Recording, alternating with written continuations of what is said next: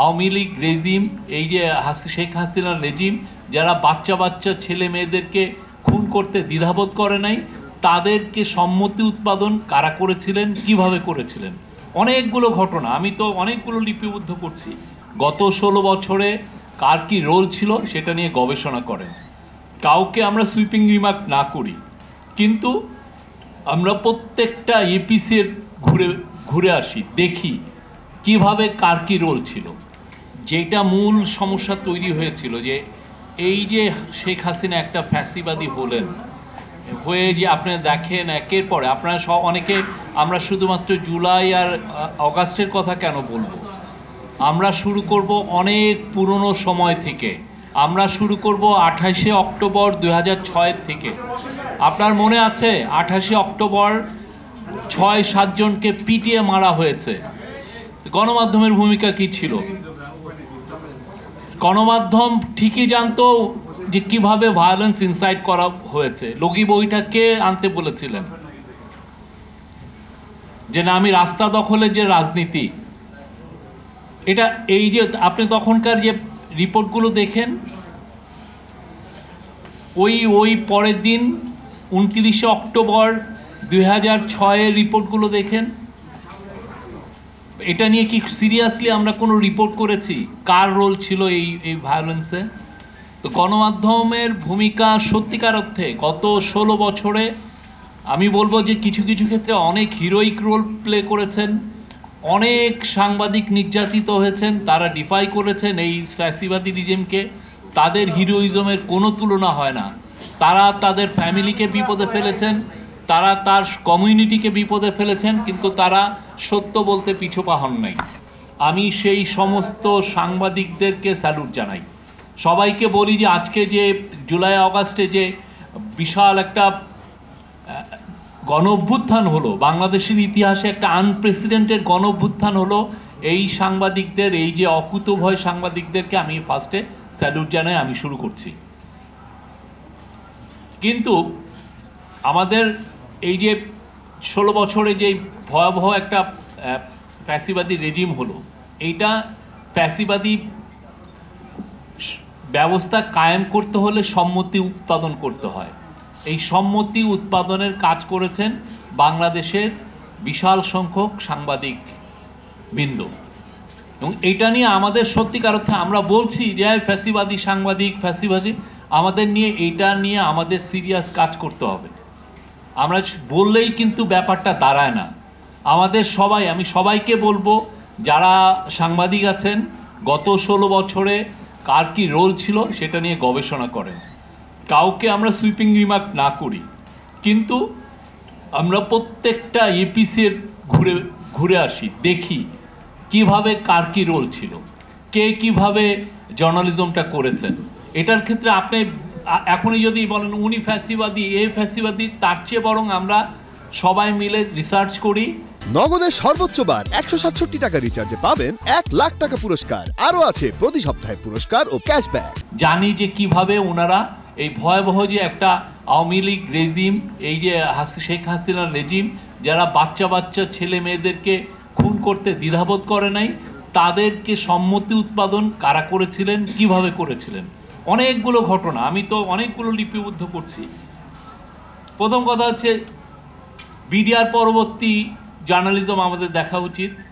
তারপরে আপনার মনে আছে 2011 সালে যখন কেয়ারটেকার গভর্নমেন্টকে অ্যাবলিশ করা হলো, সেটার জার্নালিজম আমাদের দেখা উচিত। 2013 সালের ডিসেম্বরে আপনার অনেকগুলো ছেলে মেয়ে নিখোঁজ হয়ে গেল। গুমের আগেও হয়েছে, ইলিয়াস আলী 2012-তে গুম হয়েছেন, বাট ওইটা ছিল হলো সবচেয়ে একই সাথে সবচেয়ে বেশি। আপনি দেখেন কয়টা পত্রিকা রিপোর্ট করেছে, কয়জন এগুলো নিয়ে কথা বলেছে, এবং এটা যখন রিপোর্টগুলো আসা শুরু হলো, কারা কারা আবার এই রিপোর্টগুলো নিয়ে, এই লোকগুলোকে নিয়ে কটূক্তি করেছে, কোন কোন সাংবাদিক। তারপরে আপনার 2014, 2018, 2024-এর ইলেকশনকে কারা কারা জাস্টিফাই করেছে ভয়াবহ রকমের, এবং তারা দেখাতে চেয়েছে যে এইগুলো লেজিটিমেট ইলেকশন, এবং এই লেজিটিমেট ইলেকশনের পিছনে তারা ভয়াবহভাবে সাপোর্ট দিয়েছে। তারপরে আইসিটি অ্যাক্টের কথা মনে আছে, সেই সময় এটা একটা ক্যাঙ্গারু অ্যাক্ট ছিল, ক্যাঙ্গারি কোর্ট ছিল সেই সময়। আমরা এই ইয়েকে আমরা রিফর্ম করার চেষ্টা করছি। সেই কোর্টের ওই আইসি ইন্টারন্যাশনাল ক্রাইমস ট্রাইব্যুনালের মাধ্যমে যে বিচারগুলো হয়েছিল, সেই বিচার ব্যবহারে যেই ধরনের ফাঁসি দেওয়া হয়েছে সেগুলো নিয়েও আমাদের রিপোর্ট করা উচিত। আমি জানি অনেক পত্রিকা আইসিটিতে একটা যে দুর্বল একটা কোড সেটা নিয়ে একটা কথা পর্যন্ত লেখে নাই। তারা ভয় পেয়েছেন এতে এতে কন্ট্রোভার্সিয়াল হয়ে যাবে, তাহলে এই ফাঁসির কাজটা হয়তো বা ব্যাহত হবে। আমরা খালেদা জিয়ার ট্রায়াল দেখেছি, সেই সময় আমরা অনেকের জার্নালিজম দেখেছি। আমরা জানুয়ারি মার্চে 2015 সালে যে অগ্নি সন্ত্রাসের কথা বলা হলো, এটা কারা করলো, কিভাবে করলো, এবং ওই সময় আপনার জার্নালিজমটা আবার আমাদের রিভিজিট করা উচিত।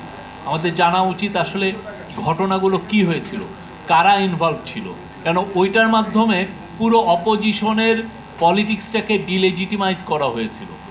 পুরো অপোজিশনের ওরা জঙ্গি, ওরা অগ্নিসন্ত্রাস করে, ওদের কোনো পলিটিক্স করার কোনো রাইট নাই, এই যে একটা ন্যারেটিভ, ওইটা কিন্তু মূলত 2014-15 সালের এই ন্যারেটিভটা, তার আগে না। কিন্তু ওই সময় এইটা আমাদের রিভিজিট করা উচিত।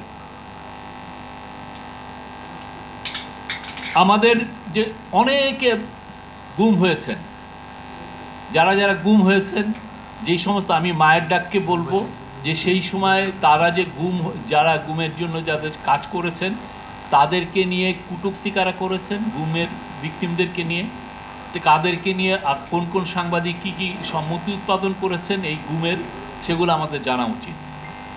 আমাদের জানা উচিত এক্সট্রা জুডিশিয়াল কিলিং, গুম, সেগুলো নিয়ে কী ধরনের জার্নালিজম হয়েছে।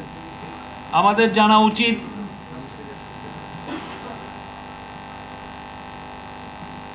হেফাজতের পরবর্তী যে হেফাজতের শাপলা চত্বরের যে কিলিংটা হয়েছে সেটা নিয়ে কী ধরনের, আমরা এগুলো ইন্টারন্যাশনাল স্ট্যান্ডার্ডে আমরা এগুলো দেখব যে জার্নালিজমগুলো আসলে কি হয়েছে। আমাদের এইটা সত্যিকার অর্থে সবাই মিলে আমরা যদি খুব সিরিয়াস ওয়ার্ক করি, আমরা একটা ভালো শ্বেতপত্র তৈরি করতে পারবো, জানবো যে আসলে কি হয়েছিল, আমাদের ব্যর্থতাগুলো কোথায়, কিভাবে ফাঁসিবাদের সম্মতি উৎপাদন করেছে। এবং আমাদের একটা কি এভিডেন্স হচ্ছে শেখ হাসিনার প্রত্যেকটা প্রেস কনফারেন্স, উনি 2009 থেকে 24শে জুলাই 2024 পর্যন্ত উনি অনেক, আমি মনে করি শখানেক হবে কি না, উনি প্রেস কনফারেন্স করেছেন। প্রত্যেকটার কিন্তু বিবরণ আছে, কে কি করেছেন এগুলো দেওয়া আছে।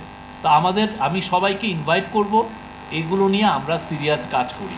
তাহলে হবে কি, আমরা জানতে পারবো যে কি আমাদের ব্যর্থতাগুলো কোথায় হয়েছে, কি ধরনের ফ্যাসিবাদী বয়ান কিভাবে তৈরি করা হয়েছে, সেই জিনিসগুলো আমরা ইন্ডিভিজুয়াল কাউরে না বলি, কারো এগেনস্টে না বলি, কিন্তু আমরা যদি প্রত্যেকটা ঘটনা ধরে ধরে ধরে কার কী রোল ছিল, কিভাবে জার্নালিজমটা হয়েছে, এটা লিপিবদ্ধ থাকলে সেটা সারা জীবন থাকবে। সারা জীবন আমরা এটাকে ব্যবহার করতে পারবো যে দেখেন এই এই কাজগুলো হচ্ছে, এবং ইন্টারন্যাশনালি এটা অ্যাকসেপ্টেড হবে। রাইটস গ্রুপকে আমরা ইনভাইট করব, আমরা আরএসএফ আছে, সিপিজে আছে, সবাইকে আমরা, যারা ইন্টারন্যাশনাল জার্নালিস্ট রাইট গ্রুপ আছে তাদেরকে আমরা ইনভাইট করব, তোমরা এসে এটা ইনভেস্টিগেট করো কী ধরনের জার্নালিজম হয়েছে। তোমরা রাইটসের অনেক কথা বলছো, ইদানিং এই যে প্রেস অ্যাক্রিডিটেশন নিয়ে তারা অনেক স্টেটমেন্ট দিয়েছে, তাদের স্টেটমেন্টকে আমরা ওয়েলকাম জানাই। কিন্তু গত 15 বছরে কী ধরনের ভয়াবহ জার্নালিজম হয়েছে সেটা জানেন, বা কিছু না পারলেও 1 জুলাই থেকে 5ই আগস্ট পর্যন্ত যেই জার্নালিজমটা হয়েছে, অনেকে যারা করেছেন, বা টিভিতে যেভাবে আমাদের স্টুডেন্টদেরকে, হিরোদেরকে তারা সন্ত্রাসী বলেছে, মিসক্রিয়েন্ট বলেছে, সেগুলো জানা উচিত। এবং আমরা তাদেরকে ইনভাইট করবো, আসেন আপনার জার্নালিজমটা, আপনার এসে এটা একটু ইনভেস্টিগেট করেন, কী ধরনের জার্নালিজম হয়েছে, কোথায় কোথায় ফেলুর ছিল, কোথায় কোথায় ফাঁসিবাদী বয়ান তৈরি হয়েছে। আমরা তাদের কাজের প্রতি প্রশংসা করি, কিন্তু আমরা এটাও আশা করি তারা যদি এই কাজগুলো না করেন তাহলে তারা এক ধরনের ওভারলুক করছেন, আমরা মনে করি।